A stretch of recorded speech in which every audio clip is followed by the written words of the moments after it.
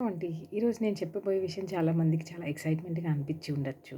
Maybe నచ్చుతుంది అనుకుంటున్నాను.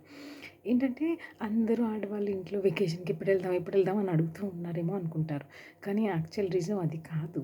ఏంటంటే నేను చూడండి 2 నెలల నుంచి సినిమా అయిపోయినా వెయిట్ చేస్తున్నాను. ఎందుకంటే నేను ఊటీ వెళ్ళి కొనుక్కొనొచ్చాను. కూర్గ్‌లో మంచి ఇలాచీ దొరుకుతుంది.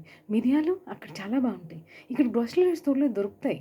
కానీ అంత పవర్ ఉండదేమో, అంత ఆర్గానిక్ కాదేమో, ఫ్యామిలీకి మంచిగా వండి పెట్టాలనే ఉద్దేశం వల్ల అలా కూర్గు, మైసూరు ఇంకెక్కడికో వెళ్ళి మంచి మంచి ఆర్గానిక్ ప్రొడక్ట్స్ కొనుక్కోవాలని ఇంటెన్షన్ తప్పితే ఊర్లని తిరగాలని వెకేషన్ అని కాదు. అది ఇంటెన్షన్ అర్థం చేసుకోండి అందరూ.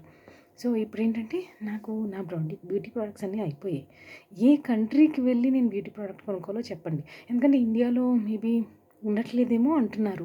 ఒకవేళ ఇండియాలో ఉంటే ఇండియాలో ఆ ఊరికే వెళ్తాను.